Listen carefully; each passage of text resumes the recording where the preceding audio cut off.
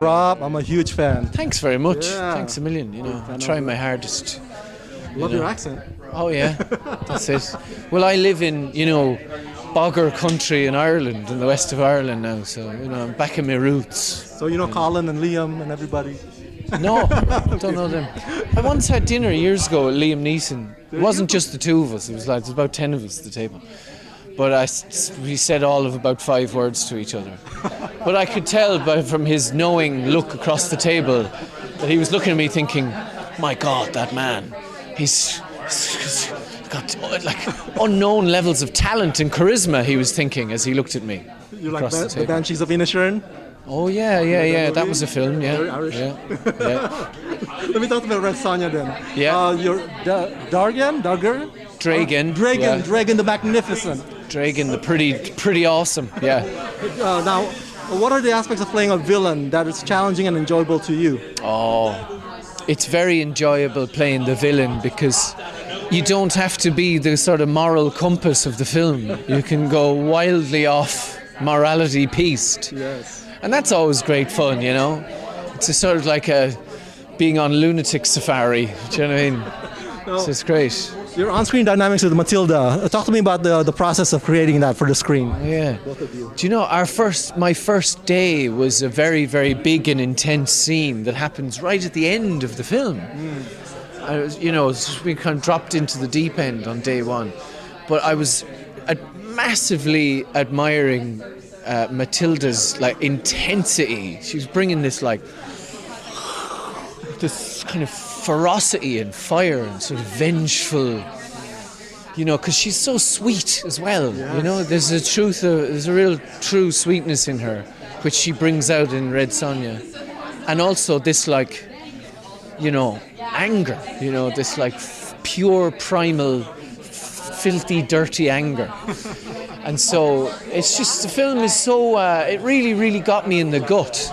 It's a deeply emotional film, Because a lot of these films, I think, in the past I've seen kind of rely on their effects and their, it's like a kind of roller coaster ride visually. But this movie is a real story, It's like you genuinely, it sounds old hat to say it, but you care about the characters. You really, really care about, or you empathize deeply with them. Because they really, the emotional beats in it and the spaces in between are really hit hard. Yes. If I may say so myself, No problem. I really enjoyed it. I really did. Now, physical appearance-wise for Dragon, because we love you as Klaus. How do you separate that? How do you shed Klaus so we can be scared of this Dragon? Do you have a scar? Do you have anything like that? Or he didn't have a scar. What is somebody's physical appearance? He didn't have a scar. He had a limp. It's okay. No, I suppose I like trying to create a character from the ground up. So I just sort of let Dragon lead and see where you end up. And you kind of, he sort of comes out of your subconscious bit by bit. So it's really, for me, it's a kind of unnerving process because at the start, it's like the character's a little baby at the start. And you're walking around going, oh God, he doesn't know anything. He's a complete idiot, And then the more hours you spend with him, as him, whatever, the more he goes through childhood, adolescence, and becomes a grown-up. It is genuinely feel like that. And so you have to really, the teething years, you have to kind of operate with self-compassion at the start. While you're kind of in the dark, in the fog, going, I don't know who this person is.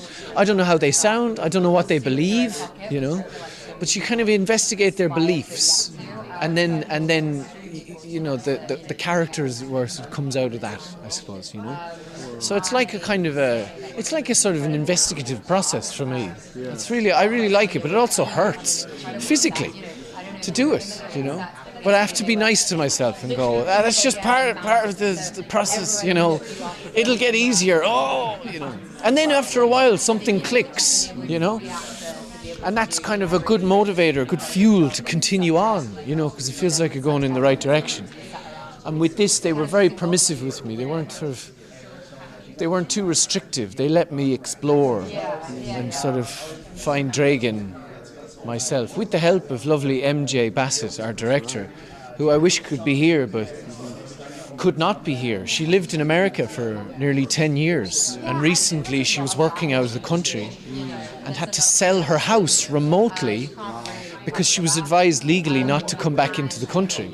As a British-born green card holder, there was a good possibility that she would have been deported and imprisoned and put in a dreadful holding cell in some country in Central America.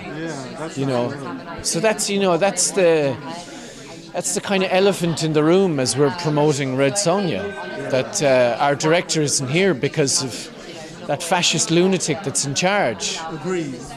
Is her enemy. Yeah. Just for the crime of being a little bit different.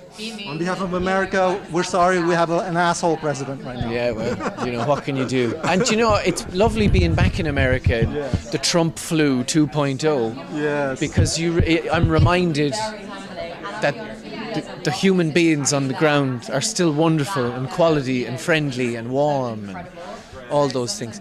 I felt a bit of the mood of Trump flu on the ground, I'll be honest. People are a bit... you can feel the stress of it, or maybe it's just because I haven't been in American City for very long, or in ages, I mean. Yeah. But underneath that, she's still wonderful and joyous and complex and odd, just the way I like people to be, A little bit of compliment for you. You are as eccentric as your characters are. I love it.